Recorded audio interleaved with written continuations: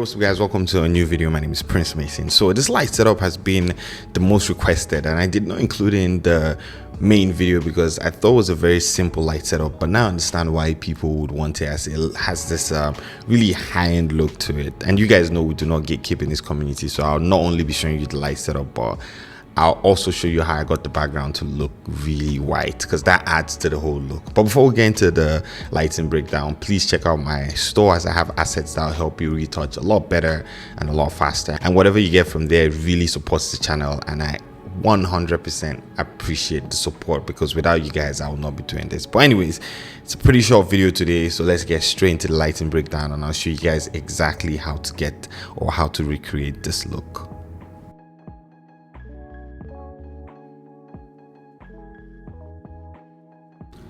So before we get into the actual lighting breakdown, these are the end results of the photo shoot basically. And what we're going to do is just go over camera settings. So I shot at ISO 100, 1/200th of a second, and f4. If you're asking me why I did that, I have no idea. I just felt f4 was good for this. I took the photo and it looked nice. If I was shooting this for a brand, will I actually go higher on my aperture? Probably, you know, I might do f7, f8, but I don't know. Maybe I'll still do f4 because it just looks really good at f4. You know, it's not too sharp and it just looks good. So those were my camera settings. And for my camera, let's just jump into Photoshop, because that's where I do most of this. So I have the image right here, and we're going to be going over like our light setup right here. For my camera was the Canon EOS R5, and I shot with the Rokinon 85mm RF 1.4. I kind of have like a love and hate relationship with that lens, honestly speaking. I feel like it's a lens that I really love, but something that I probably would replace once I have enough money to do that. When it comes to lighting, the only light we used was this right here. This is the Godox AD600 Pro. So this light here is our AD600 Pro. So that's the only light that we used right there, right? Every other light that you guys see here, we're not using. So this light we're not using, this light we're not using, this we're not using, and this one right here, the 8300 right here, we're not using. So none of these lights were in use. The only light that I was using for this was the AD600 Pro, which is crazy because I told you guys this was a very simple light setup. Now, another thing that might have helped this whole look was the fact that the whole studio is white. So the light is just bouncing all around. Yes, you know, it's kind of like, you know, pointed at our subject, but because the studio is white, the lights are going to bounce around and it's going to just give this more even light setup. So that's one thing you have to put at the back of your mind.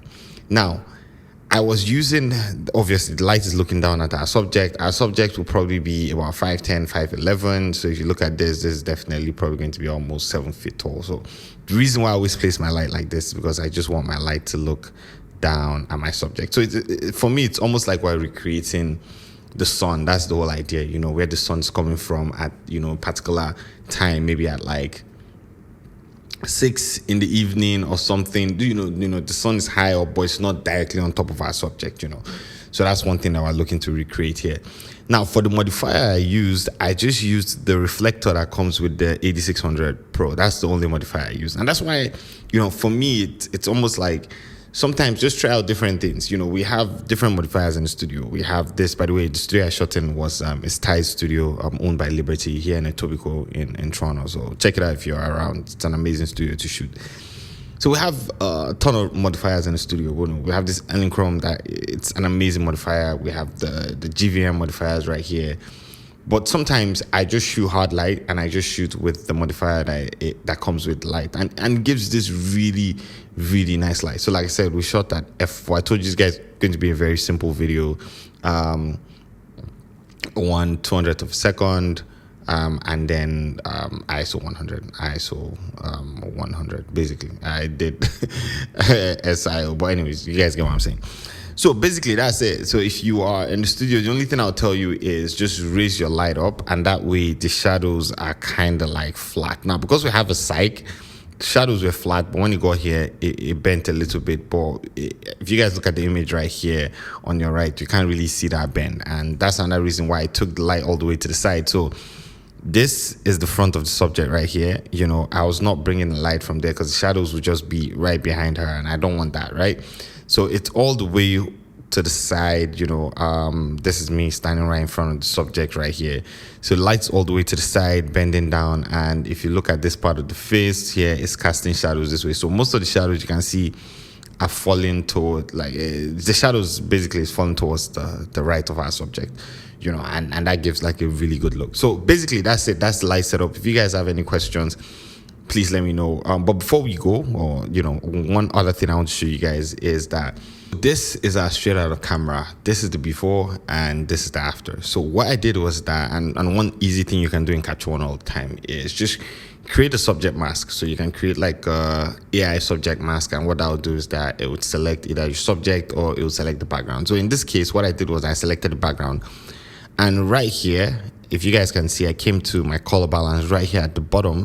Looking at the bottom left, what I did was that because the background has a lot of reds in it, and this has to do with the color of the paint basically that was used in the studio, and obviously like I was shooting at 5600 Kelvin. What I did was that I dragged my master towards blue. So this is it, and all you have to do is just pull it down towards blue, you know, and it just gave it that nice, I would say it kind of cancel out the reds and reduce the saturation. Another thing you can do instead of doing this is just reduce the saturation of that, and it will get you the same look. But I wanted like a nice teal look to the image and to the background, basically kind of like a bluish teal to the background, and it did that for me.